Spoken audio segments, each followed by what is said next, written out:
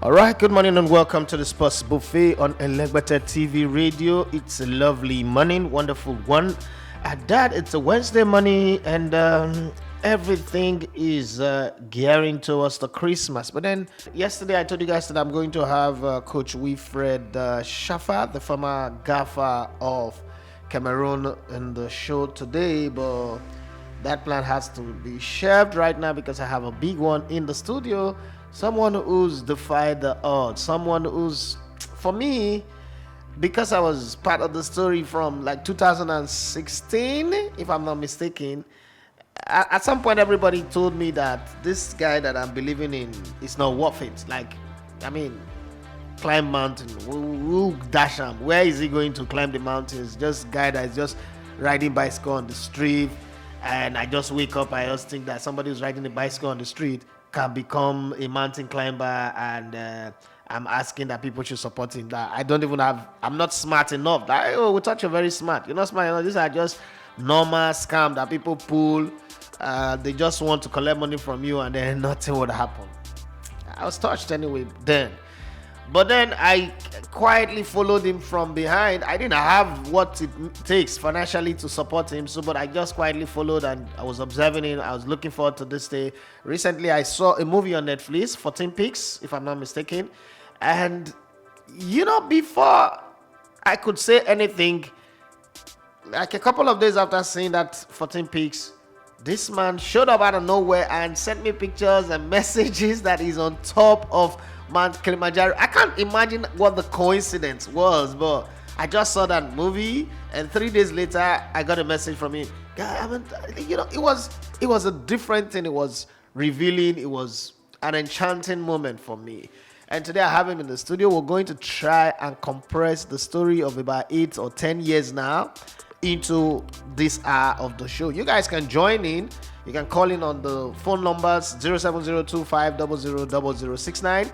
You can also join in via WhatsApp. Send us a message on WhatsApp and tell us what you think as you're following the story. If the story moves you, inspire you, share whatever it is you've learned from the story, because there's so many life lessons.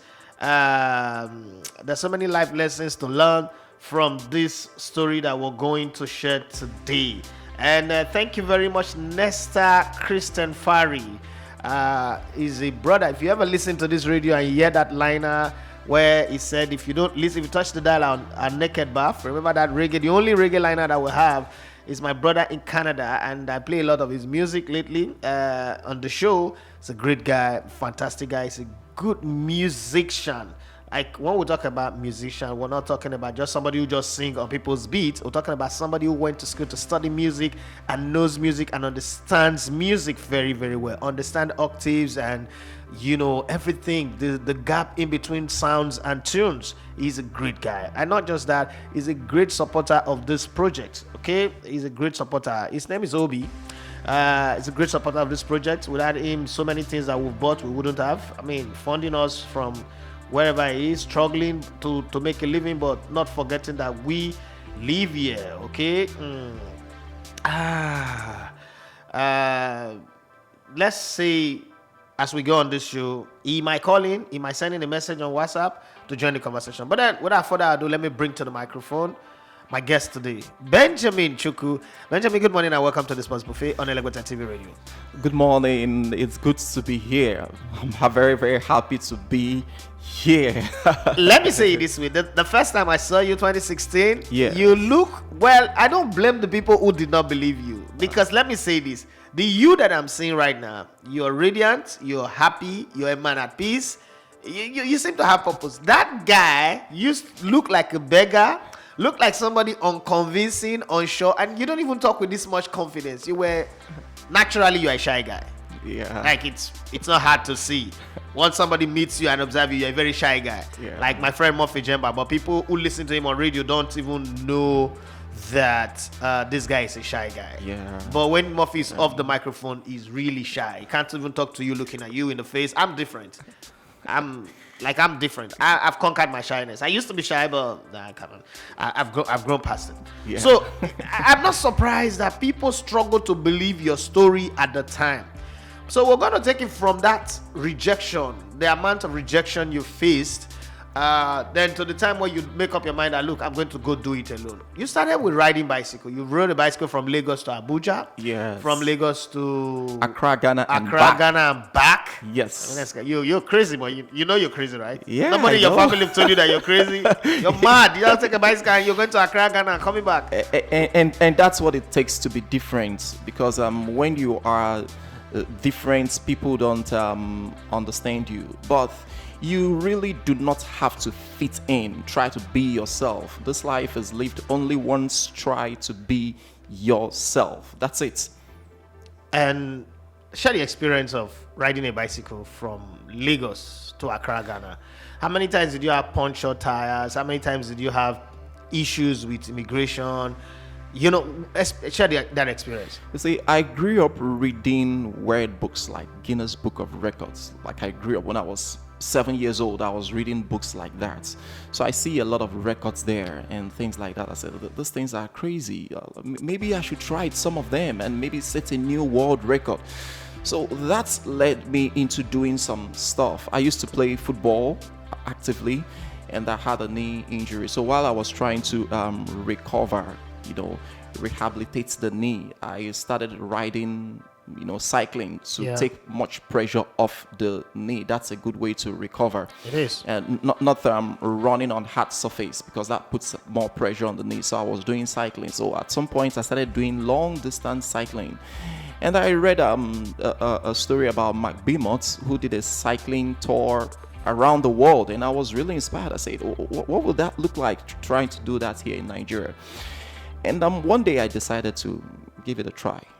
And I rode all the way from Owerri to Lagos in 3 days.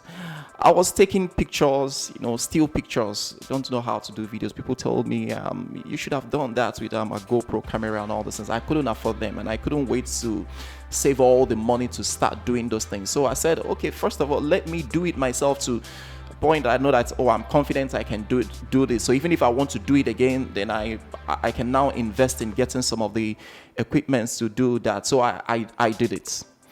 I didn't want, not for people to believe in me, but for me to first of all believe in myself that I can actually do this. So even when people tell me, oh, you never did it and all that stuff, I can confidently tell but I can ask myself, did you really do it? I said, yes, I did it. That's asking myself now.